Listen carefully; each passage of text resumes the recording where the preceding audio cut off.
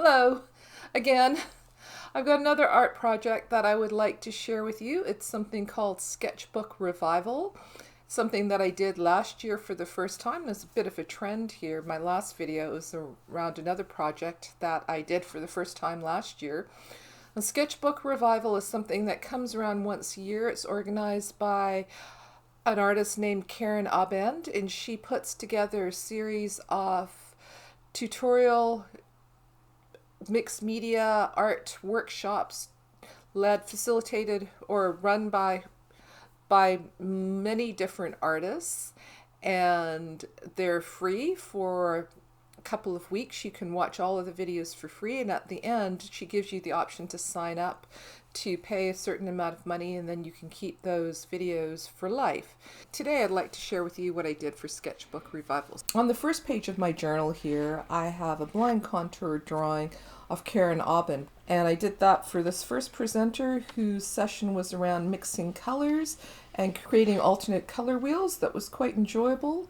And then the next session I really had to laugh because it was about creating stylized portraits of people during Zoom meetings, and I've been doing the blind contours of people during Zoom meetings, and this one was around drawing from memory and then drawing from observation. And I think maybe the objects that I picked were really simple, and I don't see a lot of difference between the drawings that I did from memory and the drawings that I did from observation, but perhaps if I'd chosen more complicated objects there would have been a difference.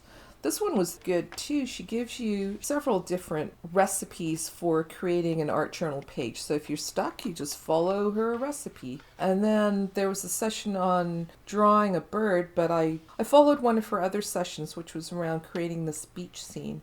And then there was a drawing of a person using graphite and gold, and my drawing is actually up the presenter. This one was around mixing two very specific colors, Payne's Gray and quinacridone gold. And I don't have the quinacridone gold, so I did what I could. And there were several sessions around creating loose florals, and that was the first of them. And then this one was around drawing what you see rather than what you think things should look like, the symbols for objects.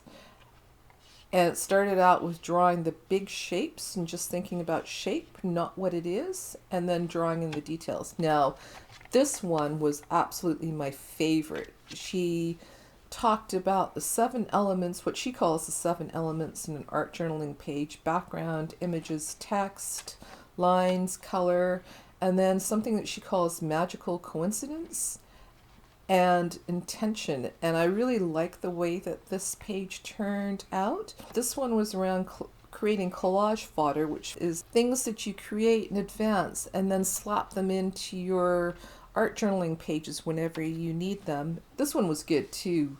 Was taking a landscape and dividing it up into these layers of pattern and color. Another one of the loose watercolor florals. And this one was around blobs, painting blobs and turning them into birds and into cats.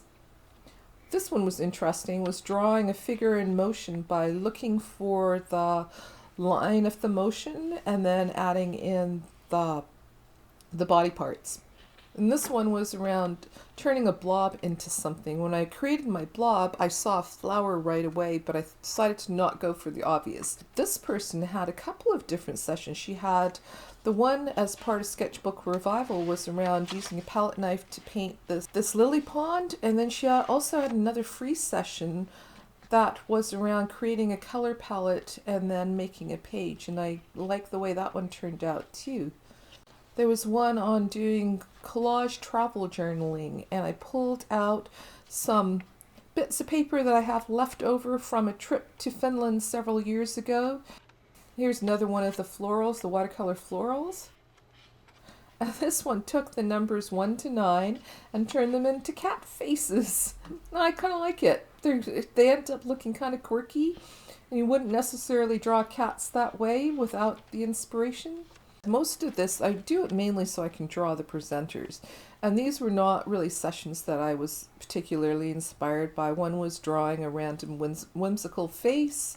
Another one was around Zen tangling, and there were a couple that were around writing that I didn't really feel very inspired by, and I'm sure other people would enjoy them, but still, I drew the people. But the one on the other page was quite fun. We took a large sheet of paper and did some writing on it. Doesn't really matter what the writing is.